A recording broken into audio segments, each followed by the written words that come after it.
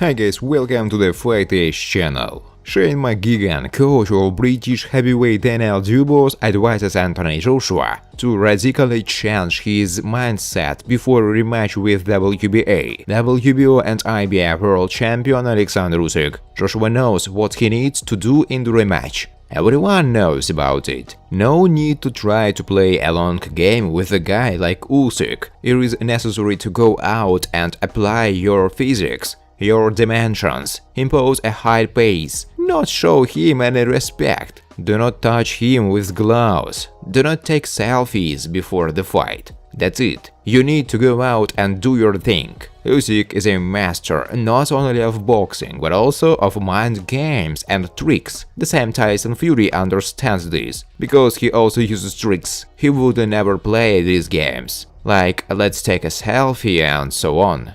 There can be no respect for a fighter like Usyk. Of course, you need to respect him after the fight. You have to respect him as a person, a champion and your opponent. But you should not want to be friends or somehow communicate with him. You should only want to destroy it, said McGuigan. Briton Daniel Dubois told how his compatriot Anthony Joshua should act in a rematch with the WBA, WBO and IBF world heavyweight champion Alexander Usyk in order to win. Maybe Anthony should put more pressure on him, push him to the ropes. Everyone says Joshua should be more aggressive. In the first fight, it seemed that Anthony wanted to outbox him, but Usyk has a good amateur school. He won world titles, so it's very difficult to beat him. In the rematch, Anthony must become the older Joshua, who presses and destroys his opponent. We will see. It should be interesting. For me, Anthony is not the guy whose performances I like to watch, because I like to see the war in the ring.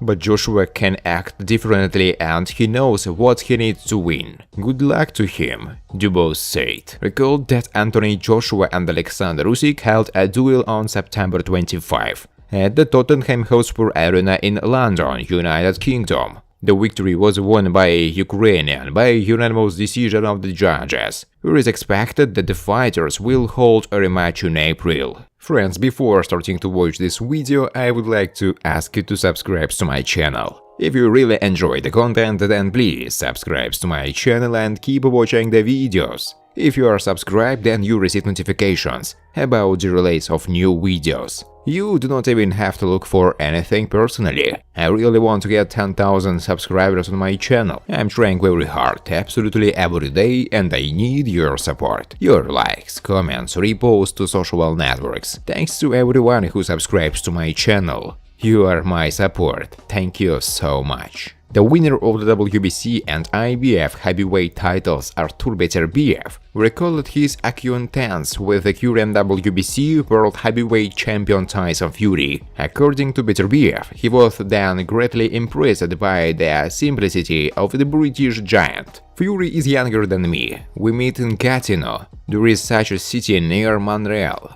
We were sitting, I was looking at him, how he was talking. Then there was Povetkin, he boxed with Klitschko. They made such a fight there. Fury said that he would make them all. He spoke very differently, but he was a very simple guy. The fact that he is doing a show now, some statements, it's another Tyson Fury, I think is more for the public. When I was talking there, I was really impressed by such simplicity that the guy is so simple, Artur Beterbiev said. Beterbiev also claimed that he does not envy the owner of the WBA, WBO and IBF titles in the heavyweight division, Alexander Usyk. Some fans explained Beterbiev's harsh comments to the Ukrainian boxer with envy of his success. However, Artur assured that in reality, this is not the case. Now I will be attacked again. I hate that. They say I envy someone. I'm an ordinary person. I can envy someone. But why should I envy a person if I also seem to be going well in this direction? If I hadn't achieved anything in boxing, I might be jealous of someone. I also seem to be going well here. I'm trying. What is there to envy? I don't understand. Artur Beterbiev said. The Gypsy King is changing the trends in heavyweight, in the best traditions of the greatest. Nowadays, the need for heroes is especially necessary because Marvel and DC repeat themselves in their scenarios, thinking up additional universes in order to integrate all the epochs together. To date, it's the Gypsy King who is closest to the boxing Olympus on which Muhammad Ali sits.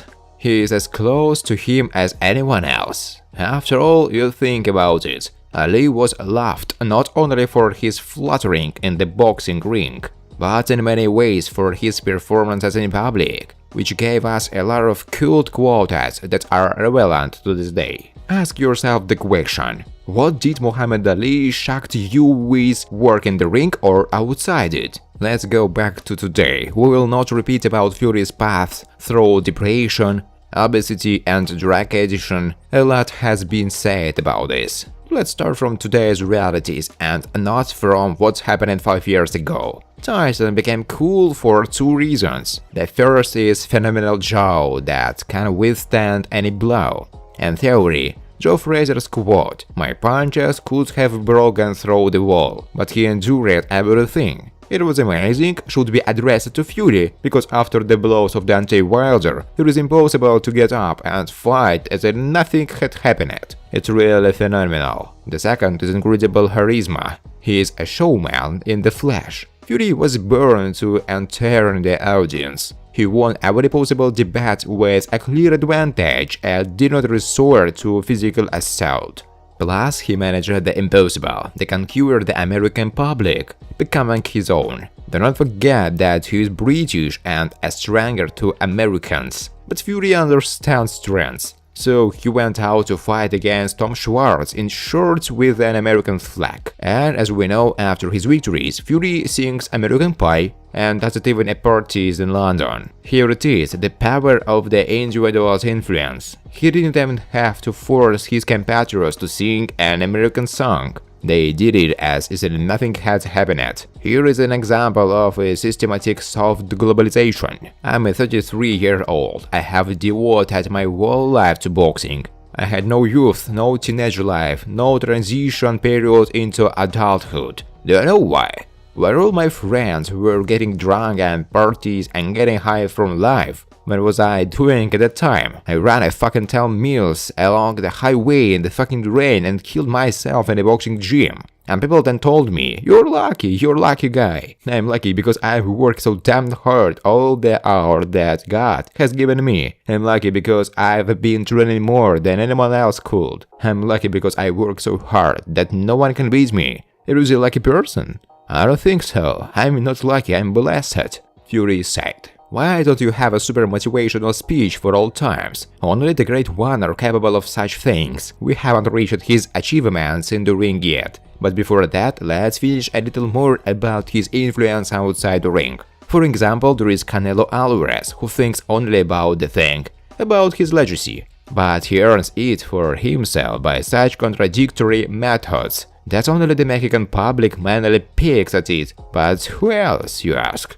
At some time, the Mexican is iconic, still doesn't shine in English, and at debates he is as conservative and restrained as possible. In short, Alvarez is a boring character who failed to make the whole world fall in love with him. The thing is that he doesn't really present himself to the public in any way, and the Mexican also had a few cold fights. Fury showed by his example that the form doesn't matter at all. You can become the best in the world even if you are overweight and can be boast of cubes on your stomach. The main thing is to accept yourself as you are and find your advantages in this. Tyson Fury found them, so it's within the power of each of us. Therefore, it is still difficult to come up with the best fighter of the year, besides anti-modernity.